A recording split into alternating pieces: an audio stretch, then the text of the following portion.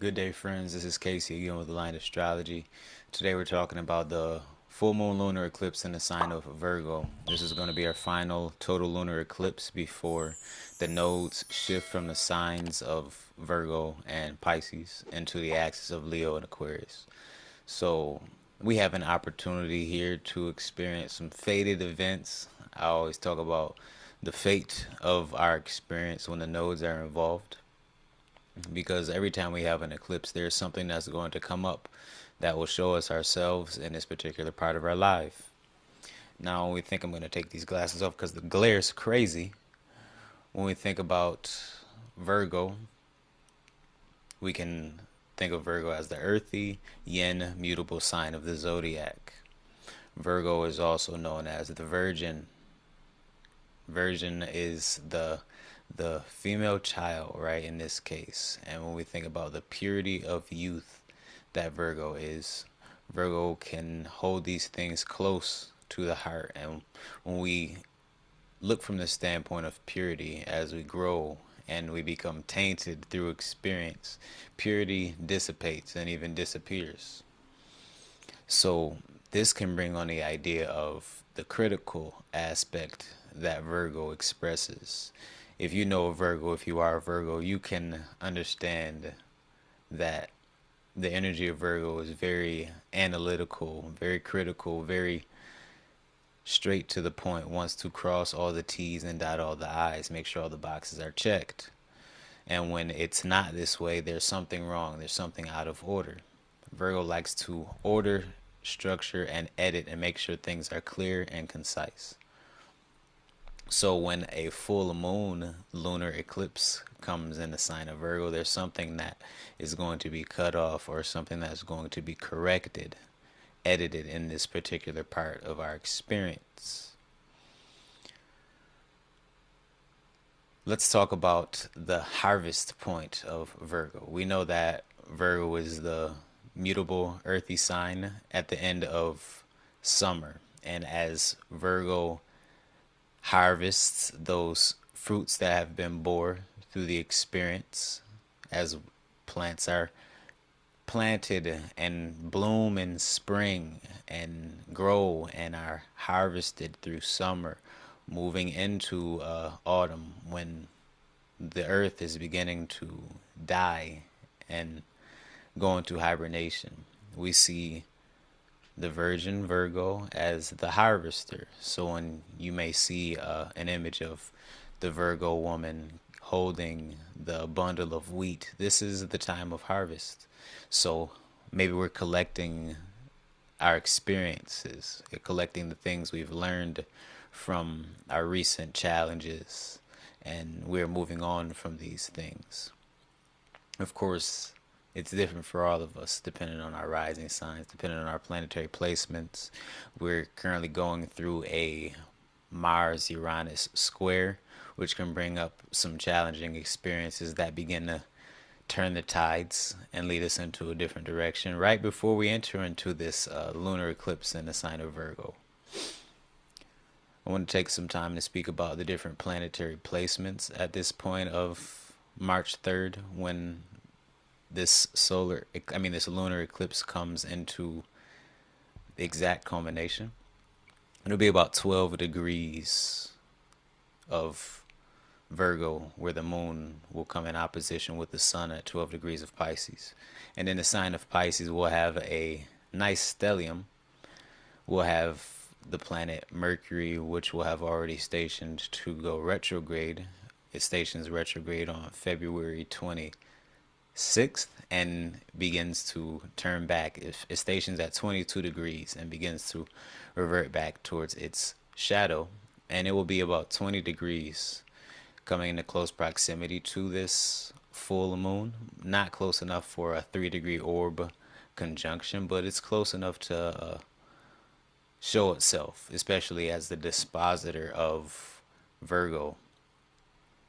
And when we look at full moons, we always like to look at the dispositor, which is the ruler of the full moon. And since Mercury is retrograde in the sign of Pisces, it is considered to be in its fallen state, but it's also in a state of internal rethinking. And it's very interesting to understand the core energy of a full moon in Virgo. Like I said before, Virgo is very critical, analytical, straight to the point when it comes to getting things done. But it is very critical on itself when things aren't perfect. I always tell Virgos, we work and work and work, and when we feel like we're ready, we can go ahead with the thing, whatever it is. But as someone who carries Virgo energy, they never feel ready. They always want to learn and study more and prepare more and gain more information in order to prepare. And then one day they'll be ready. So the advice that I give to people who have strong Virgo energy, such as a Virgo sun or moon, even Mars in Virgo, is to realize that you're ready. You're probably the most ready person in the room.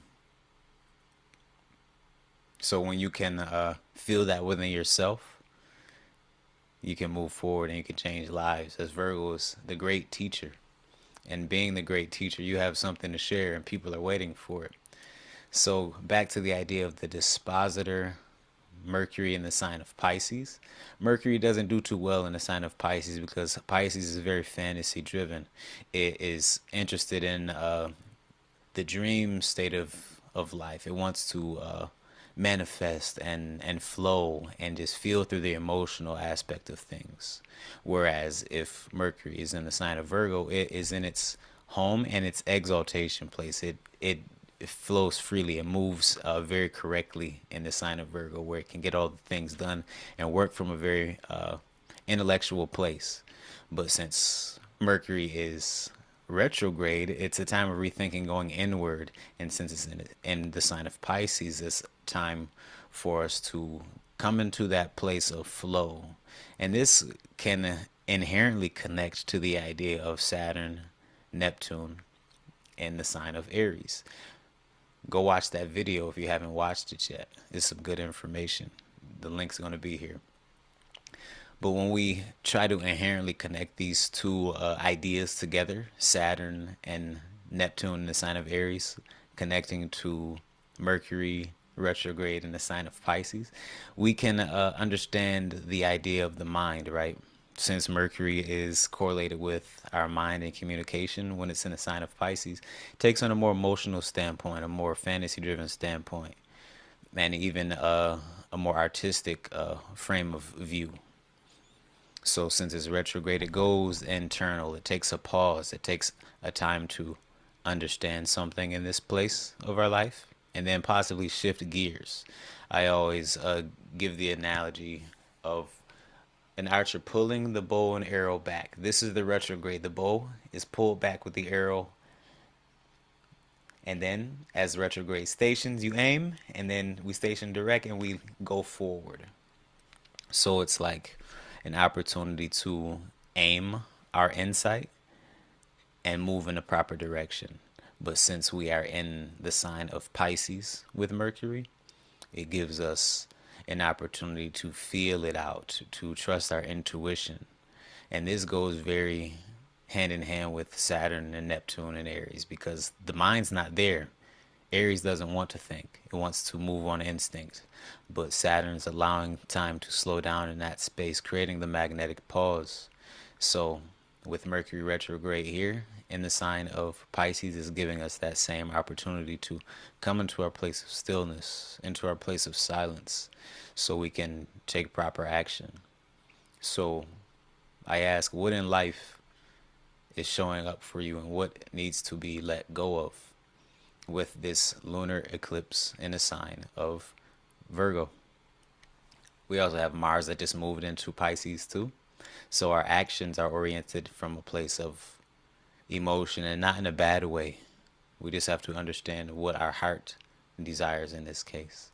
And we have to understand where our dreams live and what it takes to move forward in this space. Of course, this is the opportunity to take a moment for ourselves and figure out what needs to be let go of. This lunar eclipse surely will show us, depending on where it lands in your own particular astrology. Remember this as a time of harvest, a time of completion. So pick up the pieces that we've gained and apply them to our experience, because as Virgo energy loves to learn, this is an opportunity for us to learn something for ourselves, to gain something from our experience. We're going to do horoscopes in a few days, so check back in for that experience so we can understand how it's affecting each of us individually. Remember to like this video and subscribe. And my name's Casey. This is Aligned Astrology. We'll see you in the next one.